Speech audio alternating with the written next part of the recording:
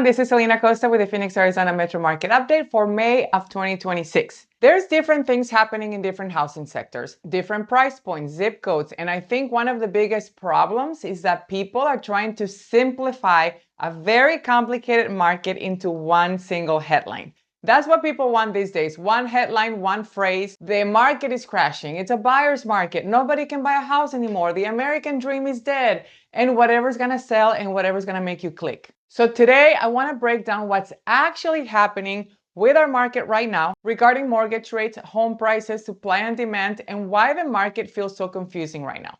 So let's start with one of the biggest misconceptions out there, that the Federal Reserve directly controls mortgage rates. That's actually not true. Mortgage rates are influenced much more by the 10-year Treasury yield.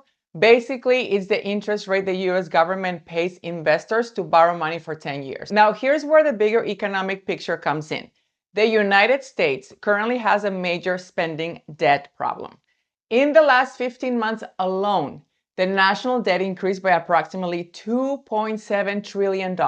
And that's a huge amount of debt added in a very short period of time. And because debt and spending continues growing aggressively, investors are starting to demand higher returns for lending money to the US government. In simple terms, they want more compensation for the risk. And that pushes Treasury yields higher, and when yields rise, mortgage rates stay elevated. This is why even when people hear the headline saying the Fed may cut rates, mortgage rates don't necessarily drop the way people expect them to. So we have been hovering in the low 6 to mid 6 to high 6 for years. Even when the mortgage rate drops, which it did earlier this year, it just dropped to 6. And then when it goes up, it went up to 6.5, 6.75.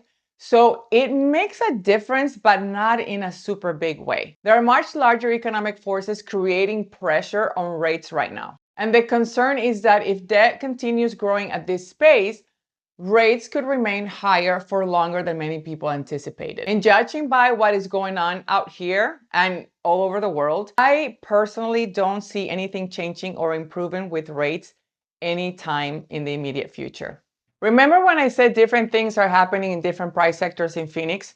Well, the luxury market continues to outperform the overall housing market. Sales over $1 million are up 10%, and sales over $5 million are up 31% over last year. And then there's been 36 sales over $10 million so far, which is already exceeding last year's annual record of 32 homes. And we're not even in June yet, and we already broke that record. So not just the luxury market, but the ultra luxury market, which are homes priced at $10 million or more for us, is breaking records.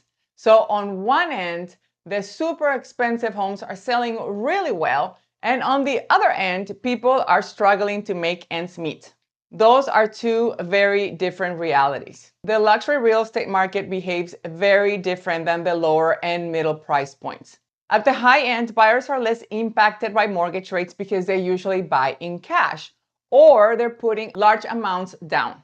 Meanwhile, over 90% of buyers are shopping in the $2 million price point here in Phoenix, and that part of the market has absolutely been impacted by affordability. So yes, that's why we are in a buyer's market. We have less buyers willing and able to buy than the amount of houses that are out there for sale. Everything is more expensive right now: insurance, utilities, groceries, construction, home prices, mortgage payments. So for the average buyer, affordability has become a major challenge. The median home price in Phoenix is around $450,000, and the mortgage payment for that would be around $3,500 a month. Renting the exact same house would be around $2,200 a month. And that is why renting is cheaper than buying right now. And because of that, demand has slowed significantly. The majority of buyers that want to buy can't afford to. In many areas, buyer demand has dropped more than 30%. Now, when demand slows down, supply starts rising. And that's exactly what we've been seeing in the outskirts of town, such as Buckeye, Surprise, Goodyear, Maricopa, Santan Valley. So these areas are in situations where supply exceeds the demand, and that's why your price needs to come down. It's basic economics 101. Inventory during the pandemic was abnormally low. We had 5,000 listings at some point. So now we have around 26,000 listings. So context matters. So what we're seeing now is more of a normalization process rather than simply a crash. Yes, we have a lot more homes because 5,000 was too little and 26,000 is more normal for a population of 5.2 million. So there's no question that the market has shifted. Buyers are more cautious. Buyers are now taking their time, homes are sitting longer, negotiations are becoming more and more common, and pricing strategy matters more than ever. If there are 20 houses similar to yours, what are you going to do to stand out? Either offer more value or lower your price. That's it. Home prices are not really rising or dropping right now. Overall, we have remained relatively flat since mid-2022 when the interest rate went from 3 to 6%. And since then, elevated rates have largely kept prices moving sideways, with some areas slightly up and some areas slightly down. Now let's talk specifically about mortgage rates and buyer demand.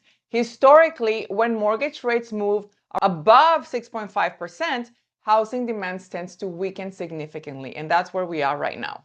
Mortgage rates are currently around 6.6%, and despite that, rates are actually being somewhat suppressed while treasury yields continue pushing higher. So we should be higher in rates actually, which means affordability pressures remains very real for the average buyer. Mortgage rates, inflation, government debt, the war in the Middle East, investor confidence, affordability, supply and demand, all of these things are interconnected. And this is also why real estate has become extremely local and price point specific. Some neighborhoods are still performing very well. I just listed and sold a house in Southeast Phoenix within 10 days, where I could have the same exact house in Buckeye or Laveen or Maricopa sitting for 5 months without an offer. Some price points are struggling more. Luxury is behaving amazing. Entry-level housing is struggling. And strategy matters more now than it has in years. So if you're thinking about buying and selling or investing, it's really important to understand the actual dynamics of the local market today and not just rely on headlines. If you guys have questions about what is happening specifically in your neighborhood, feel free to reach out. I hope this was helpful, and until next time.